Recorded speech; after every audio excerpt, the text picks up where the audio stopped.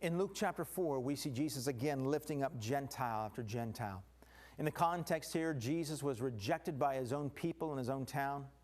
And then he says these words in Luke chapter 4, verse 25.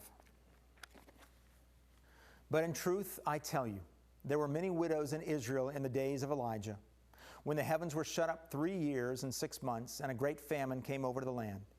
And Elijah was sent to none of them, but only to Zarephath in the land of Sidon, to a woman who was a widow. What's he doing so far?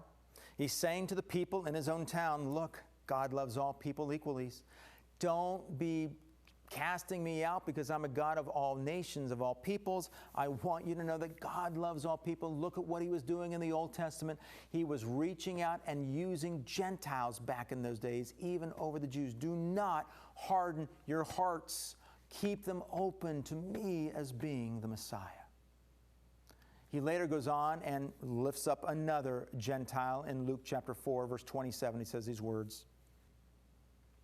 And there were many lepers in Israel at the time of the prophet of Elisha, and none of them were cleansed, but only Naaman the Syrian. What do we learn from this? 2 things. Number 1, we who are close to the religious core can be the very ones that are rejecting the Lord. Just as Jesus, the people of his hometown, were rejecting him, so too can we be rejecting the Lord, even in the church. That's the whole part of the second part of the parable of the prodigal son, the older brother. The older brother was rejecting God by keeping all the rules, but still wanting to stay distant emotionally from his father. He wasn't happy when when his brother came back, the happiest day of his father's life. He wanted nothing to do with it. He was only worried about his inheritance. That means people are seeking God not for who he is, but for what they can give him. And Jesus defines sin in a whole new way in the prodigal sons, plural, the prodigal sons. The younger son was rejecting God by breaking all the rules outside of the church. But the older son was rejecting God by keeping all the rules inside the church.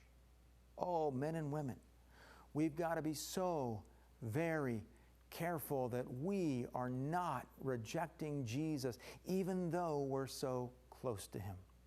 Well, what's the second thing that we can learn?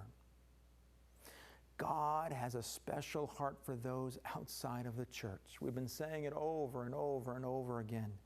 He wants us to be reaching out to the internationals. He wants us to be focusing on other cultures.